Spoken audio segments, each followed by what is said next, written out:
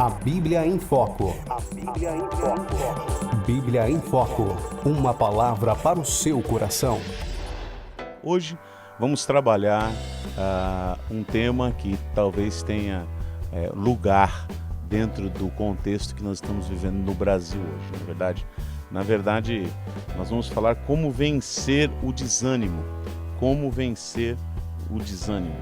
Muita gente anda desanimada por causa da situação que nosso país tem passado, e essa palavra vem de encontro às necessidades do ouvinte. Vamos usar o texto de Hebreus, capítulo 10, versículo 25. Hebreus 10, 25 diz: Não deixemos de congregar-nos, como é costume de alguns. Antes façamos admoestações, tanto mais quanto vedes que o dia se aproxima.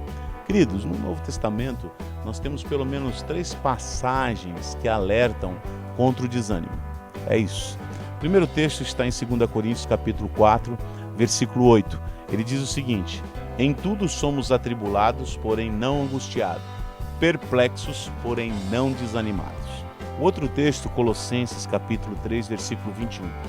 Pais, não irritei os vossos filhos, para que não fiquem desanimados. Ainda, 1 Tessalonicenses 5,14 diz: Exortamo-vos também, irmãos, a que admoestei os insubmissos, consoleis os desanimados, ampareis os fracos e sejais longânimos para com todos. O que é desânimo nesses textos que nós acabamos de ler? A palavra, 3 palavras são usadas nesses textos. Atumel, que é abatido, coração quebrado. Oligopsichus, sonhar pequeno.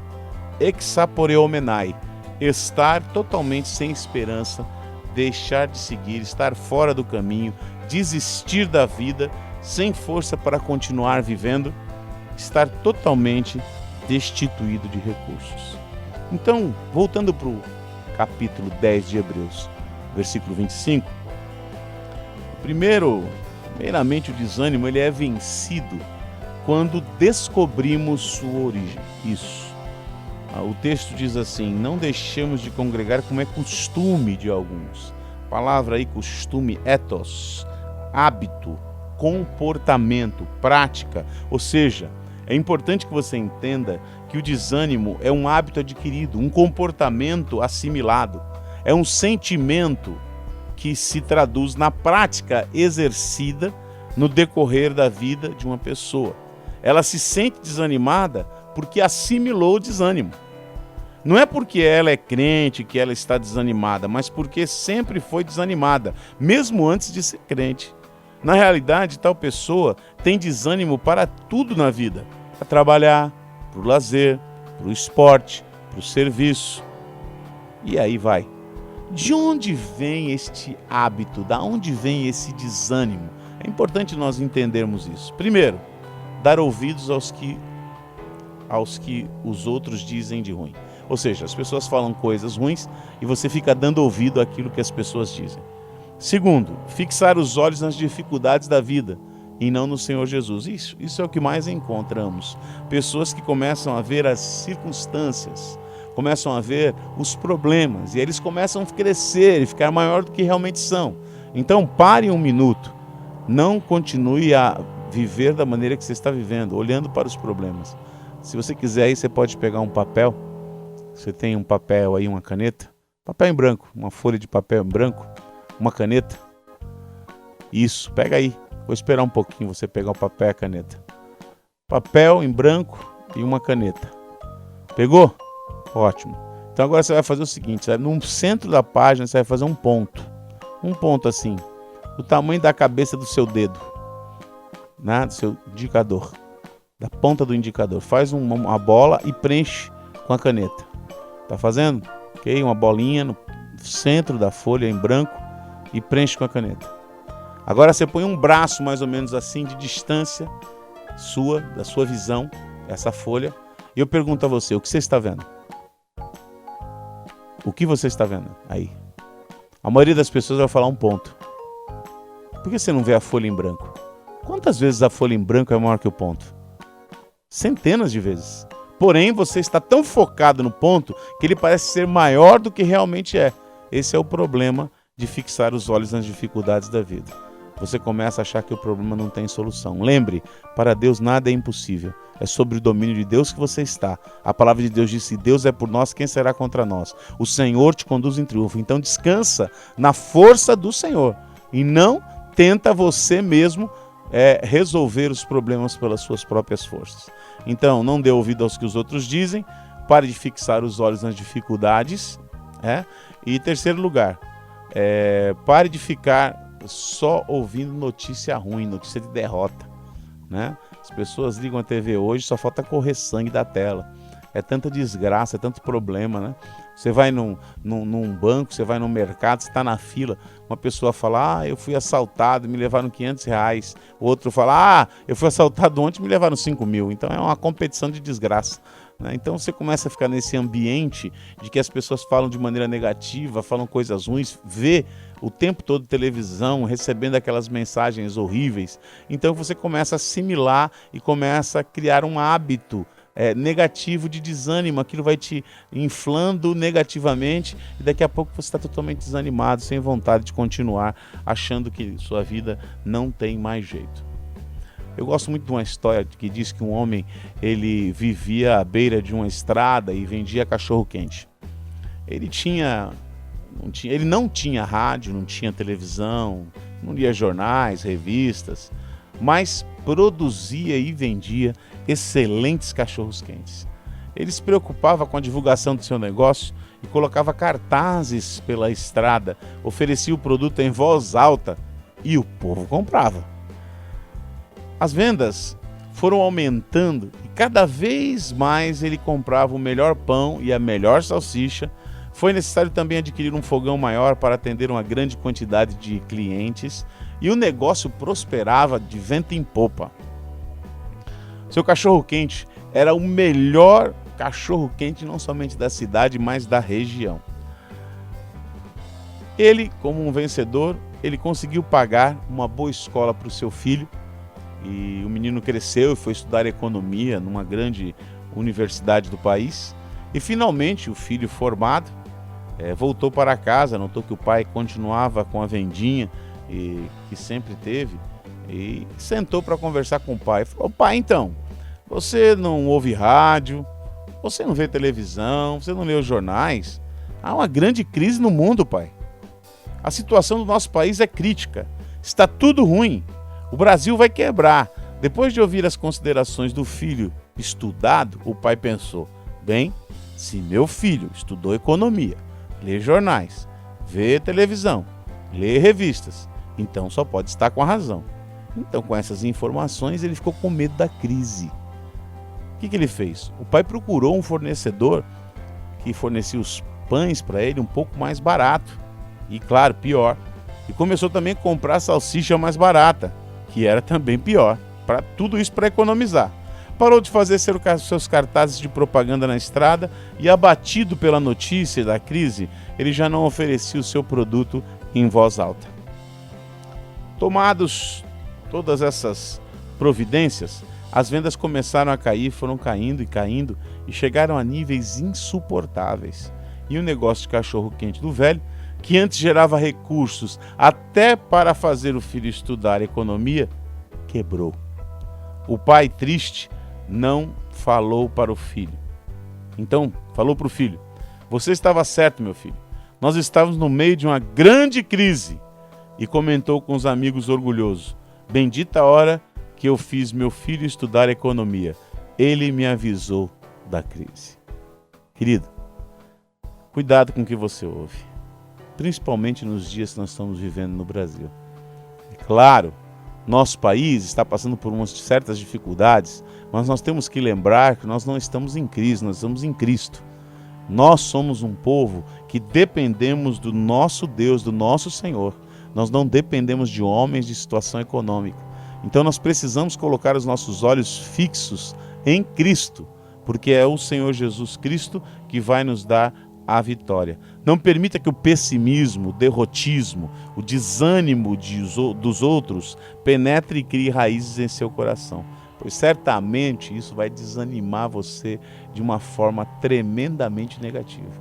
É preciso ouvir a Deus e não a homens. É preciso contar com a perspectiva da fé e não a perspectiva humana de crise. Fazendo isso, você vai conseguir superar a crise. Em segundo lugar, o desânimo é vencido quando nós reconhecemos o mal que ele produz. Isso mesmo. A Bíblia diz aqui, voltando em Hebreus 10, né? Não deixemos de congregar, epsinagogue, raiz si mais água, andar junto com o outro. Queridos, é importante nós termos isso bem claro. O desânimo produz o isolamento da pessoa. Algumas pessoas, elas estão vindo à igreja só para vir. Por vir, ela vai, ouve e vai embora. Ela não anda junto. Ela não está andando junto um com o outro, ela não está estimulando o amor e as boas obras, ela está andando sozinha. E quando você começa a se isolar e faz da igreja um lugar que você vai só ouvir uma palavra e vai embora como um espectador, e você não participa de nada, você não se envolve com as pessoas, você não se envolve com o problema dos outros, você não tenta ajudar ninguém porque você também não quer envolvimento, e você começa a ficar isolado, o desânimo começa a criar raízes no seu coração, querido. Lembre, a palavra aqui, não deixemos de congregar, é andar junto com os outros, não simplesmente frequentar um grupo de pessoas. E ela vai se afastando dos outros e dos ambientes sociais e se enfurna de cabeça num mundo onde para ela todos são contra. A pessoa começa a sentir pena de si mesmo e justificar tal comportamento criticando os outros, vendo somente os defeitos dos outros e as dificuldades nas situações. Se chove, não sai de casa porque pode se molhar. Se o sol aparece, não sai de casa por causa do calor. No final de semana, não sai de casa à noite porque já está ficando tarde demais e tem que acordar no outro dia cedo. Se é dia de semana, não sai porque trabalhou durante o dia. A pessoa desanimada quer tudo nas mãos e faz somente aquilo que não exige muito de si mesmo. Então nós precisamos estar com as nossas mentes totalmente libertas, né? É importante que nós não deixemos o desânimo penetrar em nosso coração, andando junto com os irmãos, andando junto na igreja. A pessoa desanimada é como se já estivesse morrido, né? Porque ela começa a ter uma perspectiva negativa do seu futuro. E saiba disso, que mais de 80% de tudo aquilo que você acha que vai acontecer, aquela ansiedade louca que muitas vezes se cria e te desanima, normalmente não acontece. Ok? Terceiro lugar, o desânimo é vencido quando permitimos que pessoas nos exortem. Quando você aceita a demoestação. A palavra de Deus diz, ademoestando-vos uns aos outros. A palavra demoestar é paracaléu. Exortar, ademoestar, encorajar, consolar. Essa palavra é necessário que você faça uso dela na sua vida, e quando você for exortado, você precisa aprender a ouvir aquele que te exorta. Geralmente as pessoas pensam que exortar é dar uma bronca ou puxar a orelha de alguém. Mas a palavra é mais do que isso. É estar ao lado de alguém, chamando sua atenção, prevenindo, avisando, lembrando, advertindo em alta voz. Isso é exortar. A pessoa desanimada, ela precisa ouvir muitas vezes sobre ânimo e vitória, para que a sua vida possa voltar ao normal. Além de ler sobre e ver as coisas boas que a vida proporciona. Às vezes você fica com a lente do capeta e só vê coisa ruim, só vê coisa errada. Você não consegue enxergar as coisas boas que Deus tem feito na sua vida, né? Eu estou sem dinheiro para pagar uma prestação do carro. Poxa, você já pagou 30. Chegou a 31ª, você ficou sem dinheiro. Então, agradeça a Deus pelas 30 que você pagou. E essa primeira, como você pagou a 30, você vai pagar mais uma. É só questão de tempo. Às vezes passamos por situações difíceis, né? Todos nós passamos. Irmãos, sempre passaremos. Os problemas sempre estarão conosco. Como nós o encaramos é que faz toda a diferença. O educador Celso Antunes, em seu livro A Criatividade na Sala de Aula, ele diz que devemos buscar imaginar o outro lado da situação. Ajude a pessoa a ver sempre o que pode ser bom e não somente o que é ruim em todas as situações da vida. Essa é a perspectiva, esse é o tipo de pensamento que deve ocupar a sua mente.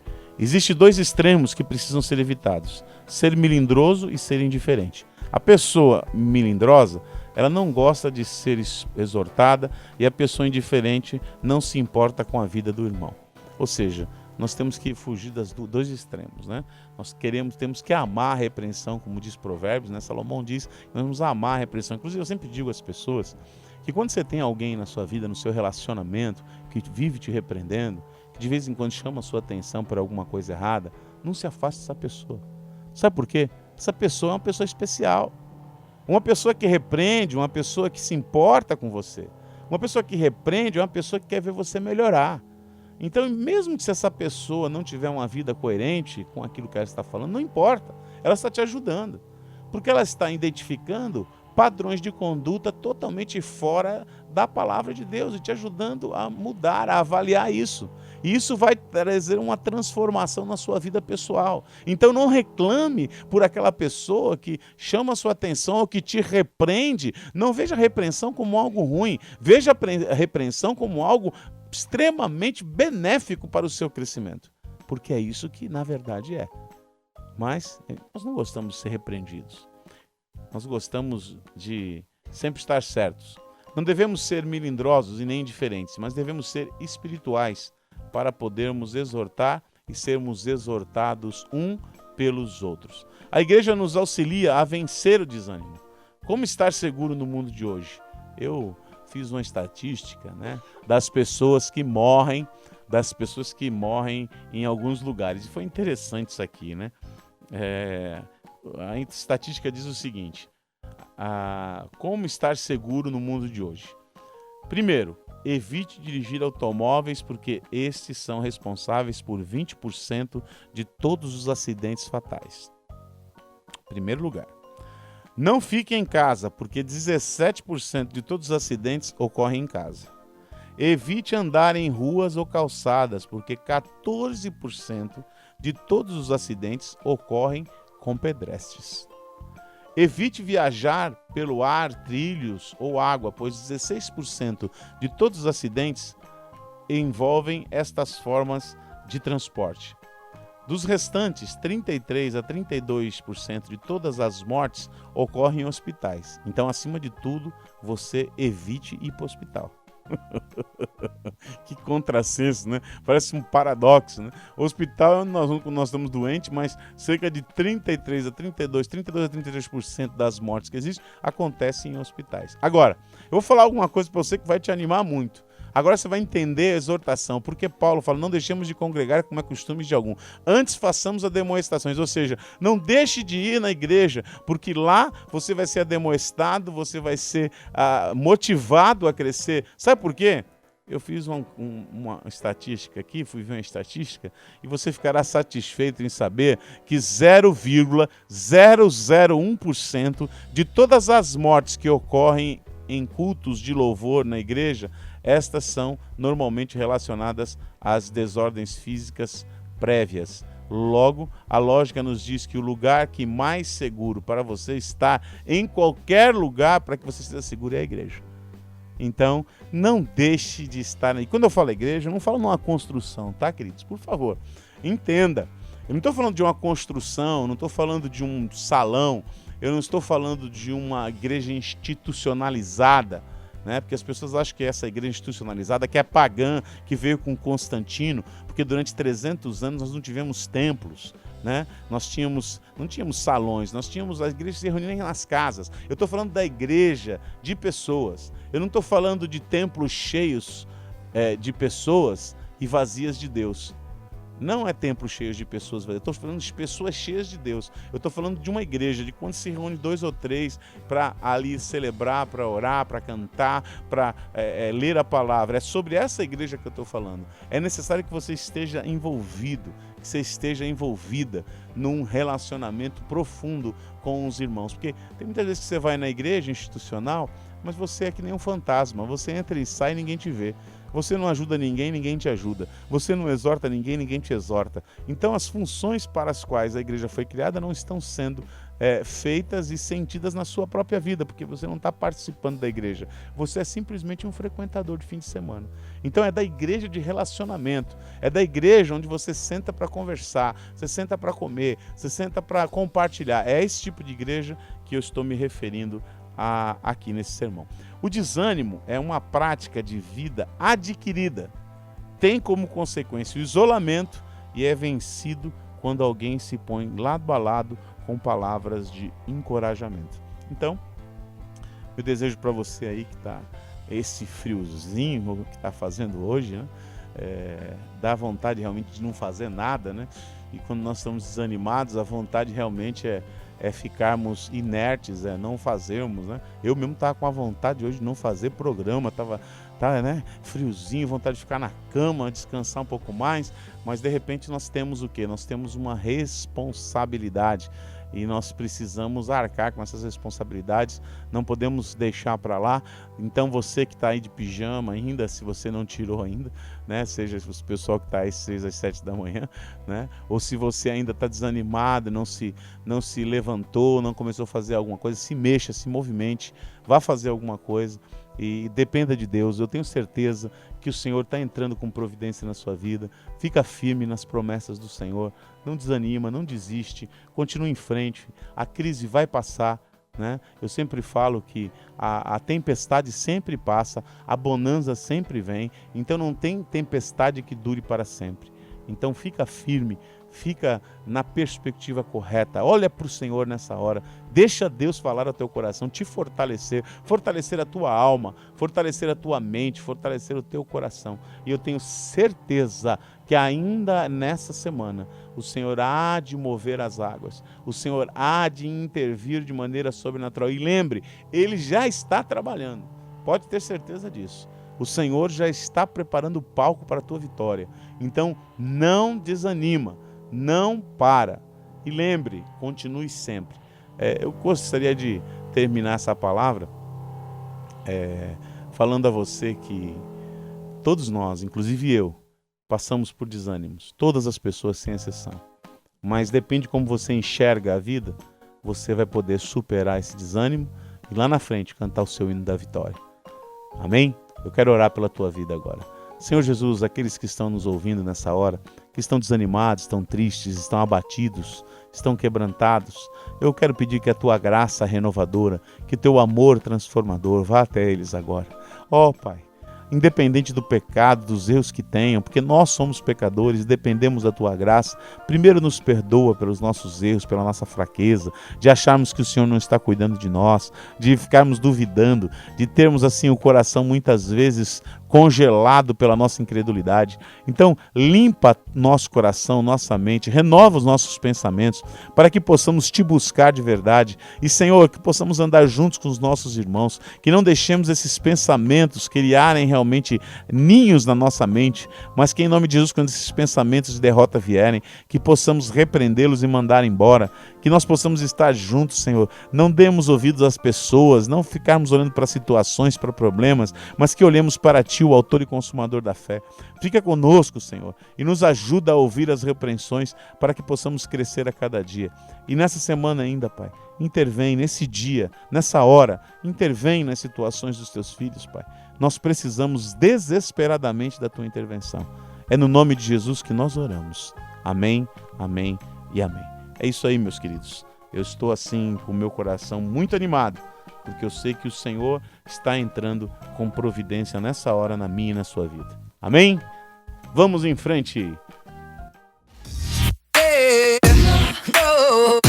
No.